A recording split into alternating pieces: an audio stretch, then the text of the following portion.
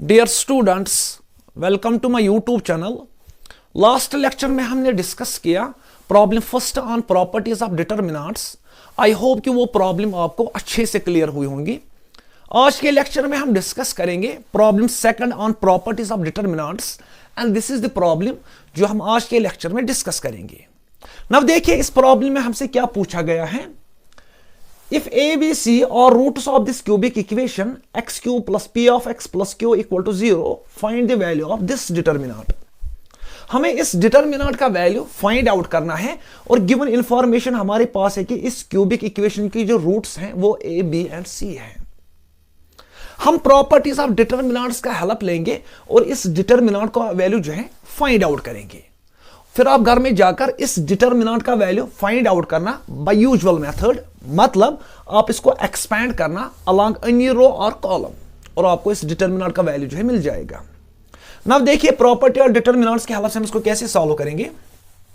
Solution, let delta is equal to given determinant that is 1 plus a 1 1 1 1 plus b 1 1 1 1 plus c, ये हमारे पास given determinant है। Now इस determinant से हम कॉलम फर्स्ट की एंट्री से a को कॉमन निकालेंगे, कॉलम सेकंड की एंट्री से b को कॉमन निकालेंगे और कॉलम थर्ड की एंट्री से c को कॉमन निकालेंगे। दैट मींस यहां पर आएगा a b c और न्यू डिटरमिनेंट में जो कॉलम फर्स्ट की एंट्रीज बनेंगे that is 1 upon a plus 1 1 upon a 1 upon a and column second की एंट्रीज बनेंगे 1 upon b plus 1 1 upon b and column third की एंट्रीज बनेंगे 1 upon c 1 upon c 1 upon c plus 1।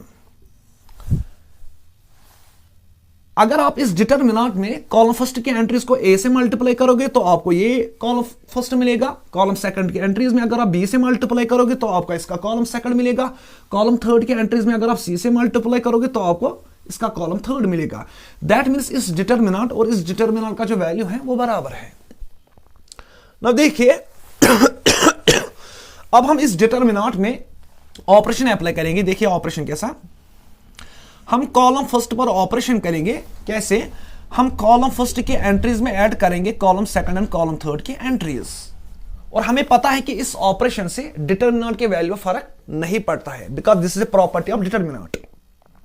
That means इस entry में हमें ये दो entries add करने हैं, इस एंट्री में हमें ये दो एंट्रीज ऐड करने हैं और इस एंट्री में हमें ये दो एंट्रीज ऐड करने हैं। देखिए न्यू डिटरमिनेंट क्या बनेगा, यहां पर a b c है, यहां का जो कॉलम फर्स्ट है वो बनेगा 1 plus 1 upon a plus 1 upon b plus 1 upon c 1 plus 1 upon a plus 1 upon b plus 1 upon c 1 plus 1 upon a plus 1 upon b plus 1 upon c। Since operation हमने column first में apply किया तो column second and column third जो वो unchange रहेंगे तो वापस लिखेंगे 1 upon b plus 1 upon b 1 upon c 1 upon c plus 1। अब देखिए इस डिटरमिनेंट में कॉलम फर्स्ट के एंट्रीज में common factor 1 plus 1 upon a plus 1 upon b plus 1 upon c present है तो हम उसको बाहर निकालेंगे। That is equal to a b c 1 plus 1 upon a plus 1 upon b plus 1 upon c और जो न्यू डिटरमिनेंट बनेगा यहां पर एंट्रीज आएंगे 1 1 and 1, column second and column third जो वो अनचेंज रहेगा that's 1 upon b plus 1 upon b और यहां पर 1 अपॉन c प्लस 1। नाउ अब हम इस डिटरमिनेंट में एक ऑपरेशन अप्लाई करेंगे। देखिए ऑपरेशन क्या है, हम रो सेकंड में ऑपरेशन अप्लाई करेंगे। कैसे, हम रो सेकंड के एंट्रीज में रो फर्स्ट एंट्रीज सब्ट्रैक्ट करेंगे। दैट मींस यहां के एंट्रीज में हमें यहां के एंट्रीज सब्ट्रैक्ट करनी है। That means 1 minus 1 that is 0, new entry यहां पर 0 आएगी। 1 upon b plus 1 minus 1 upon b तो यहां पर 1 बनेगा। 1 upon c minus 1 upon c यहां पर 0 आएगा। दैट मींस जो न्यू डिटरमिनेंट बनेगा delta that is a b c 1 plus 1 upon a plus 1 upon b 1 plus 1 upon c। Operation हमने यहां पर रो सेकंड में अप्लाई किया तो रो फर्स्ट है रो थर्ड जो अनचेंज रहेंगे तो इनको वापस लिखना है 1 upon b 1 upon c 1 upon b 1 upon c plus 1।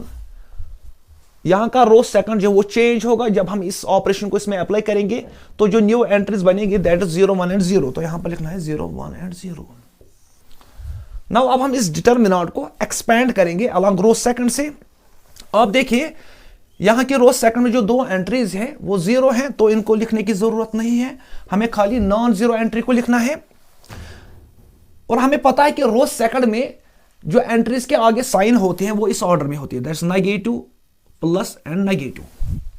हमें खाली नॉन जीरो एंट्री लिखनी है। देखिए कैसे लिखेंगे, 1 + 1/a + 1/b + 1/c। That means 1 के आगे हमें प्लस साइन डालनी है। नाउ जिस रो एंड जिस कॉलम में ये प्रेजेंट है वहां की एंट्रीज को हमें डिलीट करना है और बचे एलिमेंट्स का डिटरमिनेंट लेना है। दैट मीन्स ये एंट्रीज और ये एंट्रीज हमें डिलीट करने हैं और इन न्यू एंट्रीज का हमें डिटरमिनेंट फाइंड आउट करना है।